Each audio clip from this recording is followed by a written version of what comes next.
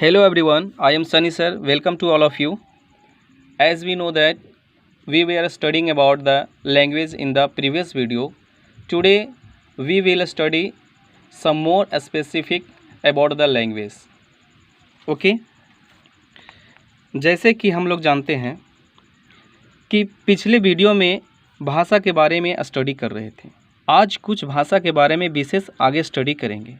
ठीक है, तो आगे बात करने से पहले मैं पीछे बताए गए भाषा के बारे में सबसे पहले कुछ रिवाइज कराना चाहूँगा आप लोग को।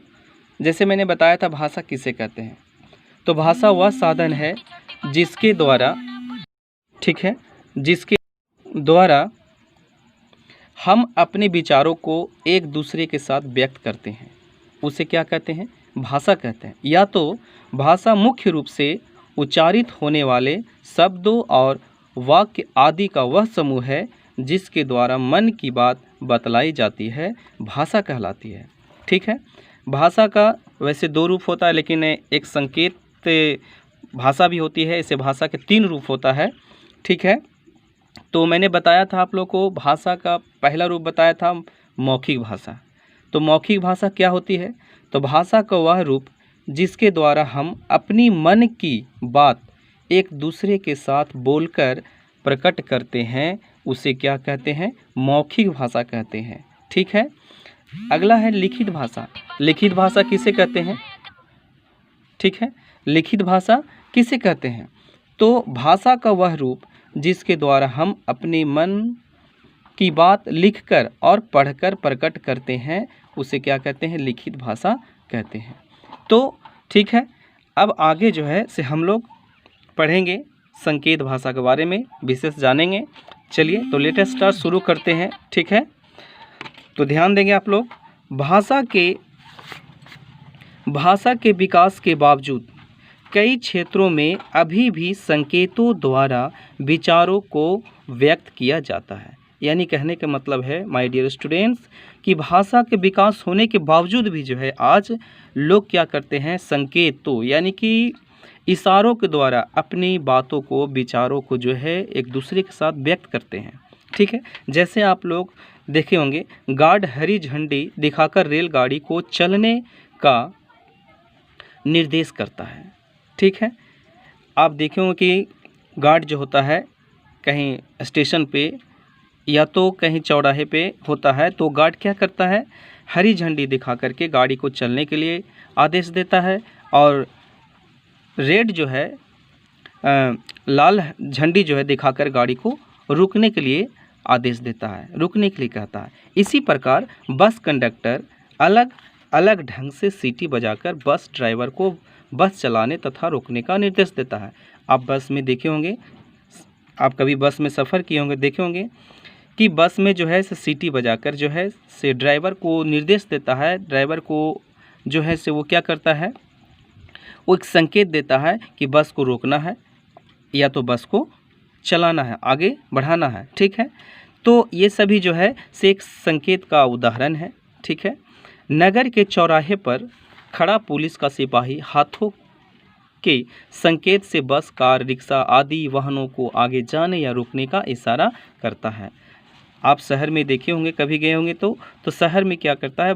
जहाँ पे चौराहा होता है वहाँ पे एक जो पुलिस होता है, वो पुलिस क्या करता है? बस को, कार को, जो भी वाहन है उसको आगे बढ़ने के लिए या तो रुकने के लिए वो अपने हाथों से क्या करता है? इशारा करता है।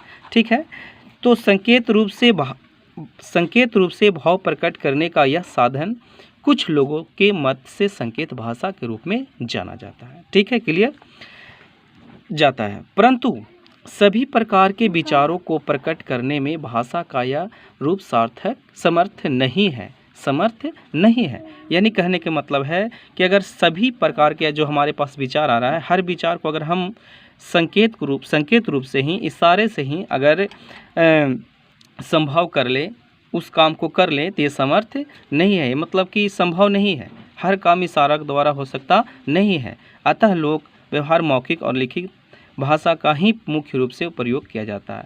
यानी कहने का मतलब यही है कि अधिकतर काम ऐसे है जिसे मौखिक या तो लिखित रूप में ही जो है से प्रयोग करते हैं और प्रयोग करके एक दूसरे को हम संतुष्ट करते हैं, दूसरे को हम जो है से समझा पाते हैं और हम खुद समझ पाते हैं।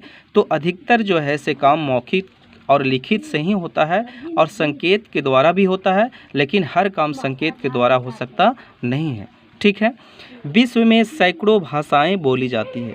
ओके, ध्यान दीजिएगा, विश्व में यानी कि दुनिया भर में कई ऐसी भाषाएं यानी सैकड़ों भाषाएं बोली जाती है।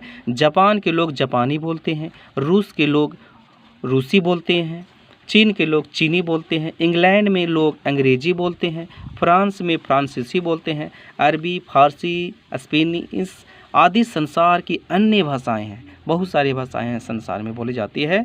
ठीक है, हर देश में अलग अलग भाषा बोली जाती है। भारत की राष्ट्रभाषा, जैसे हम लोग भारत में रहते हैं, इंडिया में रहते हैं, तो भारत की राष्ट्रभाषा क्या है? हिंदी है। तो हम लोग क्या बोलते हैं? हिंदी बोलते हैं।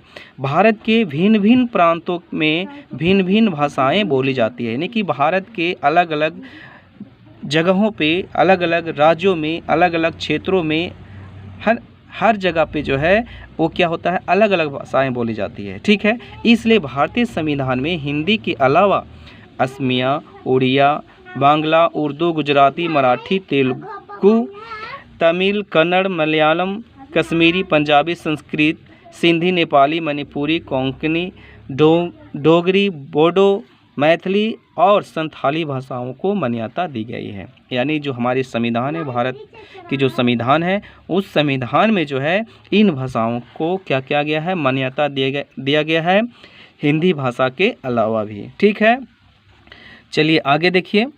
इन सभी भाषाओं के साथ साथ हिंदी पूरे भारतवर्ष में बोली और समझी जाती है। ये सारे भाषा तो अलग अलग प्रांतों में, अलग अलग जगह पर तो बोला ही जाता है, लेकिन इन सभी भाषाओं के बावजूद भी जो है हिंदी एक ऐसी भाषा है जो पूरे भारतवर्ष में बोली और समझी जाती है। ठीक है, आज तक इतना ही। बाकी मैं आप लोग को कुछ क्वेश्चन बता रहा हूँ।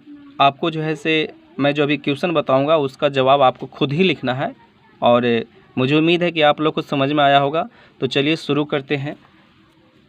तो पहला क्वेश्चन है, भाषा किसे कहते हैं? इसका आंसर आपको खुद लिखना है। ठीक है, अपने नोट कॉपी में लिखना है, भाषा किसे कहते हैं। दूसरा है, मौखिक भाषा किसे कहते हैं, लिखित भाषा किसे कहते हैं, संकेत भाषा किसे कहते हैं। और अगला क्वेश्चन जो है वो है कि हमारे भारतीय संविधान में कौन कौन सी भाषा को मान्यता दी गई है, उसका नाम लिखना है। और नेक्स्ट क्वेश्चन है कि पूरे भारतवर्ष में कौन सी ऐसी भाषा है जिसको बोली और समझी जाती है। ये क्वेश्चन जो है आपको अपने नोट कॉपी में लिखना है और जब स्कूल खुलेगा तो आप आएंगे तो आपकी नोट कॉपी चेक की जाएगी। ओके स्टूडेंट्स, चलिए ठीक है, बाय बाय।